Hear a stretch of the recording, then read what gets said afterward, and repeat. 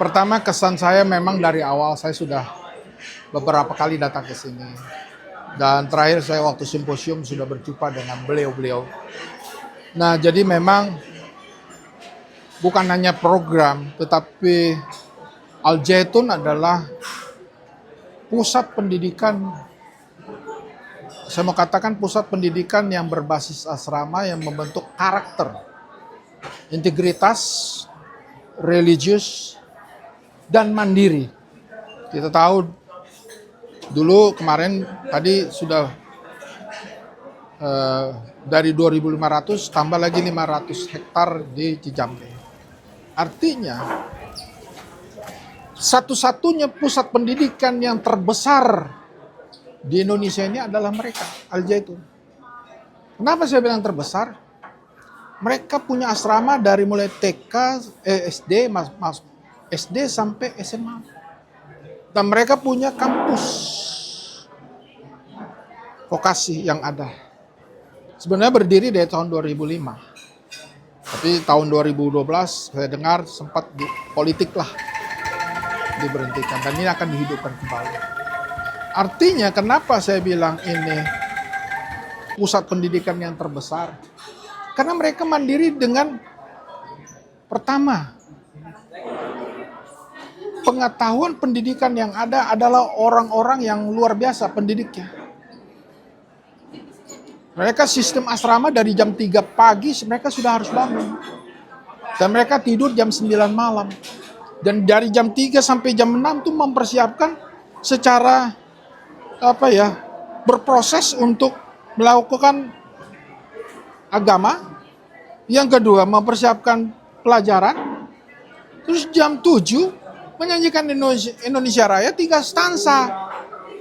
Di lembaga pemerintah aja tidak menyanyikan Indonesia Raya 3 stansa, hanya di sini merayakan 3 stansa.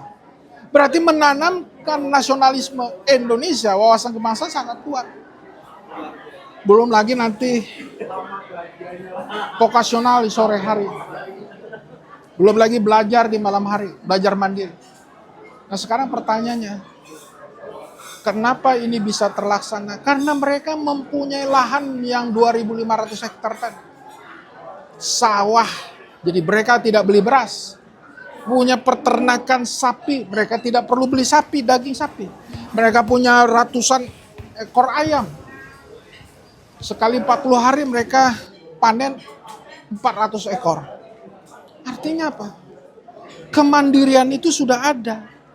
Kalau saya melihat Al Zaitun itu bukan sekedar pendidikan saja, tetapi bagaimana pengentasan kemiskinan sudah terjadi. Jadi siswa ini diajarkan perut terisi, ilmu pun akan terisi. Pendidikan agama terisi, pendidikan kewirausahaan dan kebangsaan terisi. Jadi di sini komplit semua. Nah ini kan Al Zaitun itu menggagas seperti tadi yang saya dengar itu kan 500 seluruh kota akan ada Al Zaitun. 500 sekolah, bukan 500 pesantren, salah ya. 500 sekolah berbasis asrama. Agama itu ada 5 agama diakui di Indonesia, itu pun ada di 500 sekolah itu. Jadi berbasis asrama, kenapa? Itu yang saya dikatakan. Membentuk karakter, integritas, kemandirian, wirausaha, semua ada di 500 sekolah itu nanti. Karena pilot projectnya ada di Al Zaitun. Berani nggak kita katakan kepada pemerintah, ada nggak seperti ini? Tapi pemerintah juga sudah menggagas sekolah rakyat. Itu menurut Bapak seperti apa? Kebijakannya bagus, tapi implementasinya belum kita lihat. Siapa yang pelaksananya nanti? Siapa tim ahlinya nanti di sana? Apa kita hanyalkan 100% kepada Bapak Presiden yang nggak bisa? Apa kepada Menteri Pendidikan yang sekarang? Saya katakan tidak akan bisa. Karena ini sekolah rakyat, sekolah kekhususan. Artinya semua anak bangsa. Karena itu diatur Undang-Undang Dasar 45. Setiap warga negara mendapat hak. Nah, itu persoalannya hak. Jadi siapa saja yang dia memang tidak mampu sekolah disekolahkan. Siapa nanggung? Pemerintah. Tanggung pemerintah gitu ya. Seharusnya ditanggung pemerintah karena sekolah rakyat itu memang ditanggung pemerintah. Bagi orang-orang yang memang mempunyai hak. Berarti sekolah rakyat itu bagi orang yang nggak mampu doang atau Setiap orang yang mempunyai hak. Itu maksud setiap saya. orang yang punya hak gitu. Iya. Nah kalau seperti itu kan ini sama nih gagasannya kayak di Al Zaitun juga dia ingin ada sekolah 500 Iya. sekolah itu tadi. Sama. Mungkin bisa dikalibrasikan. Wah iya memang. Saya seorang pendidik juga, seorang dosen. Artinya begini, memang tidak mudah mengatakannya atau maksudnya melakukannya. Kebijakan oke, tapi itu yang saya bilang. Karena apa? Infrastruktur. Ya, justru berbasis asrama harus berbasis kemandirian. Jadi makan bergizi gratis itu diambil dari kemandirian tempat sekolah tersebut. Jadi tidak mengandalkan kita belanja, ya tidak. Jadi siswa itu diajarkan bagaimana bertani, beternak, berikan, ya, melakukan di kolam ikan, semuanya dilakukan.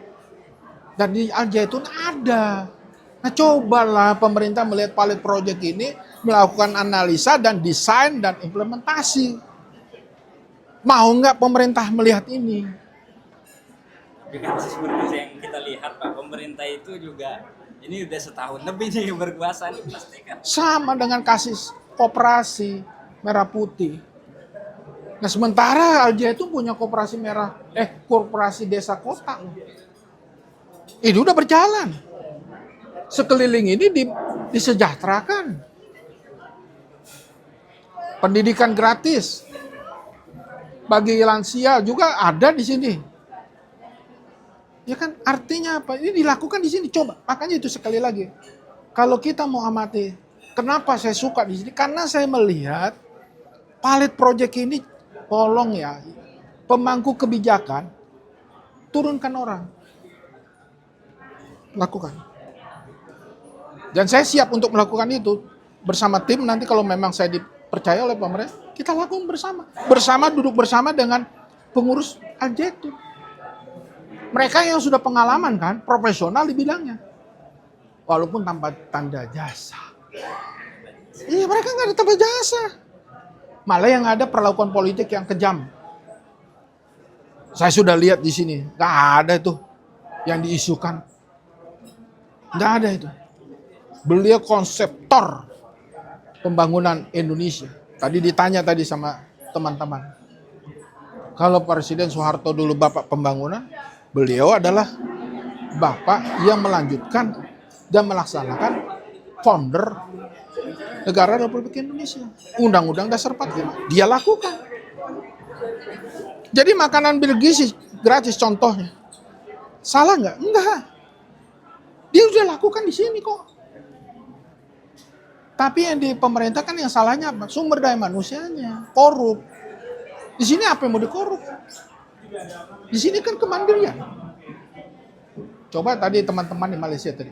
Itu teman-teman saya dari Malaysia. Singapura. Setiap sekolah ada kantin. Mereka siang jam 10 pagi, mereka makan itu apa? Bubur. Kacang hijau. Nanti jam 2 atau jam 1 mereka makan apa? Makan besar. Nanti mereka pulang jam 3 itu perut sudah kenyang. Pulang ke rumah sudah main-main saja, tidak ada PR. Lihat otak-otak mereka sekarang. Cerdas kan? Salah? Enggak. Artinya memang tinggal manajemen pemerintah yang harus dibenahi. Jadi intinya konseptornya itu yang memang harus benar-benar sumber manusianya itu yang memang benar-benar ya memperjuangkan pendidikan itu Iya. sendiri itu. Kebetulan memang kalau saya bercerita, saya dulu staf presiden. Jadi artinya begini. Dulu waktu Presiden Soeharto bilang pengentasan kemiskinan, itu sih kita lakukan. Dan kita lakukan kerja keras. dan tidak mengganggu APBN. Bagaimana caranya? Kita kerjasama kok, kita punya dana besar kok. Kita nih Indonesia ini kaya, nggak usah takut. Tinggal lobby-lobby orang yang bisa dipercaya, jangan lobby-lobby orang yang mau korup. Dan kita bisa laksanakan. Akhirnya apa? Keberhasilan kita swasembada pangan pada saat itu. Ya artinya ide gagasan besar ini harus tersampaikan dengan gamblang gitu ya. Harus. Saya siap kok berhadapan dengan presiden. Saya tidak takut. Artinya apa? Kalaupun dalam hal nanti pelaksanaan kurang lebih, tapi bagaimanapun kita harus lakukan. Kapan lagi? Jangan bicara Indonesia emas bagi saya. Kalau kita tidak mendapatkan manusia unggul. Nah di sini sudah mempersiapkan manusia unggul. Lebih dahulu mempersiapkan manusia unggul, mempersiapkan Indonesia emas. Di sini loh.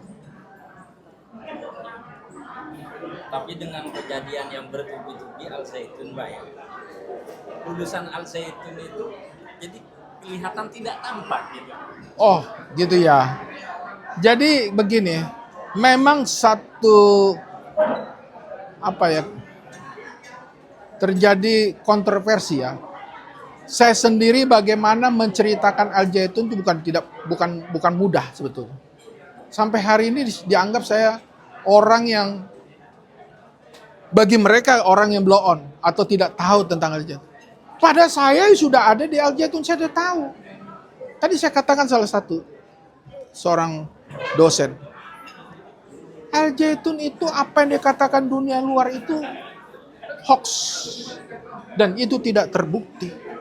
Ini pusat pendidikan, bukan bikin bom. Ini pusat pendidikan, bukan membuat negara Islam Indonesia. Sampai datang itu namanya ya, alat negara periksa sampai ke got, sampai dibongkar ke kamarnya. Nggak ada. Dan memang tidak terbukti. Jadi mau kita katakan apa? Memang ini adalah murni pendidikan.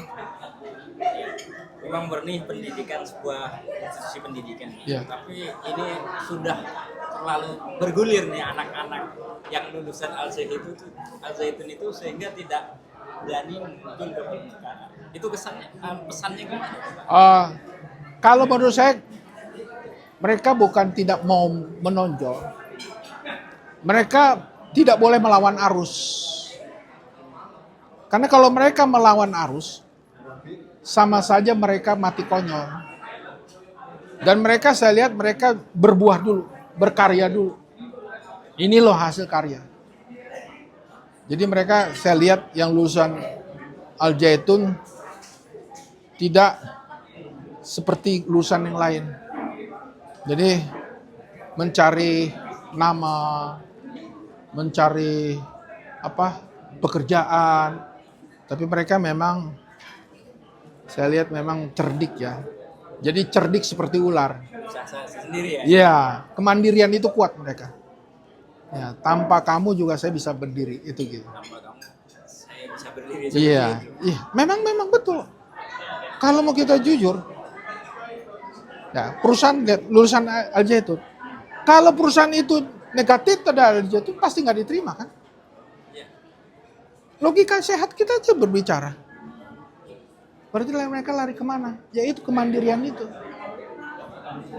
Ya, pesan Bapak kepada alumni Al Zaitun supaya mereka itu berbuat lebih besar lagi di permukaan. Sebetulnya untuk lebih besar di permukaan itu yang tadi Bapak dengar pesan saya. Kuasai teknologi AI. Kuasai ekonomi mandiri. Kalau itu kita pegang dua, seorang lulusan alumni Al Zaitun tidak perlu melamar jadi PNS. Mereka wirausaha pun mereka berhasil. Wirausaha. Ya, tidak sedikit orang yang tidak tamat sarjana sekarang bisa penghasilan 5 juta minimal. Satu hari loh. Dari cuan online. Banyak orang, apalagi kalau dia punya pendidikan. Kemandirian itu banyak. Jadi saya tambahkan ya. Panji Gumilang sudah mengajarkan mereka bertani. Panji Gumilang mengajarkan mereka bagaimana bercocok tanam, perikanan. Kalau mereka lakukan food estate, ketahanan pangan, hidup nggak mereka? Pasti hidup. Saya pernah ketemu seorang anak muda umur 27 tahun. Penghasilannya 1 miliar 1 bulan. 1 bulan. Itu udah paling rendah, dia bilang. Dia bisa bilang sampai 5M. Coba. Semua bahan pokok Indonesia, sayur mayur, dia kirim ke kota Jakarta, ke restoran-restoran. Dari hasil pertanian. Kemandirian tadi. Kemandirian. Jadi pesan saya kepada alum, gak usah kecil hati. Kalau you berhasil menjadi wirausaha, you akan bantu. Lihat tadi teman-teman dari Malaysia. Tanya mereka orang ASN? Enggak. Mereka orang pengusaha, entrepreneur. Paling rendah mereka seorang dosen. Oke, siap. Saya satu lagi Pak, terkait wawasan kebangsaan. Wawasan. Sinergi apa yang bisa dilakukan Al Zaitun terhadap Lemhanas ataupun dari Bapak sendiri supaya Sivitas Al Zaitun ini mendapatkan wawasan kebangsaan yang lebih luas lagi? Saya pikir itu hanya tambahan, Pak. Maaf. Ya. Seorang Panji Gumilang itu jauh lebih besar prakteknya soal kebangsaan wawasan dibandingkan orang-orang yang di kami di pusat. Indikasi, Pak. Kita bicara ada indikasinya. Mereka sangat apal 3 stansa. Mereka sangat kuat nasionalisme. Mereka diajar tentang wawasan kebangsaan setiap hari oleh pengajar-pengajar mereka. Mereka diceritakan bagaimana berdirinya Indonesia, bagaimana pendidikan bangsa Indonesia, bagaimana sejarah. Semua diajarkan oleh Panji Gumilang. Tinggal mungkin tambahan saja. Tetapi pusatnya di sini. Itu saya bilang, lebih dahulu mereka melakukan daripada yang di luar. Coba, mana ada sekolah yang melakukan 3 stansa? Bagaimana mereka sikap Bapak mereka waktu datang tamu, bagaimana sikap hormatnya? Mereka sangat menghormati Indonesia, Pak. Apa mereka pegang HP, Pak? Nggak ada yang pegang HP, Pak. Coba sekolah lain masih pegang HP. Ini nggak ada pegang HP. Bertemu dengan orang tua itu pun tidak. Ini kelebihan. Kalau untuk 3 stansa ini sendiri, biar bisa menyeluruh, apa ada dasar hukumnya atau bagaimana? Ya memang beliau itu saya katakan Bapak Panji Gumilang adalah Bapak yang melanjutkan cita-cita bangsa, founder daripada bangsa Indonesia. Jadi dia melanjutkan, mempraktekkan, melakukan. Berani nggak pemimpin bilang saya melanjutkan founder? Kalau beliau berani. Ada bentuknya, bukan omon-omon. Coba carilah Pak, sama saya tunjukin sama saya. Ya, pendidikan dengan bertanah 2.500 hektar. Pusat pendidikannya 300 hektar. Bersama asramanya, bersama laboratoriumnya. Belum lagi tempat ikannya. Laboratoriumnya begitu banyak. Jadi mau saya katakan apa? Beliau melanjutkan cita-cita bangsa yang dilakukan oleh founder negara Republik Indonesia. Berarti kemungkinan besar 500 titik dengan adanya percontohan yang sudah ada di sini, kemungkinan besar. Saya yakin tanpa pemerintah pun bisa. Kemandirian itu sudah ada beliau lakukan. Walaupun sebetulnya secara logika, kita juga jangan lupa logika.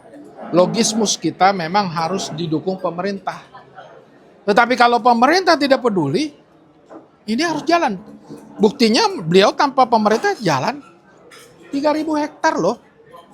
Tempat pendidikan 300 hektar. Kok jalan? Saya tanya, apakah didukung oleh pemerintah? Tidak. Kan tidak didukung oleh pemerintah. So bagaimana? Ini kan visi dari founder. Nah kalau visinya founder ini harus dilaksanakan. Saya boleh bersaksi sedikit tentang diri saya. Kalau beliau 500 sekolah, saya dari hasil doa saya harus bangun di Indonesia ini 1000 sekolah, 100 universitas. Uangnya dari mana? Mari kita berjuang bersama-sama. Jadi kalau beliau bilang 500, pasti. Sedangkan saya diperintah 1000 sekolah, 100 universitas. Bayangkan uangnya dari mana? Apakah saya ngandelin pemerintah? Ya tidak lah. Ya. Terima kasih. Wassalam. Wabillahi taufik walhidayah. Assalamualaikum.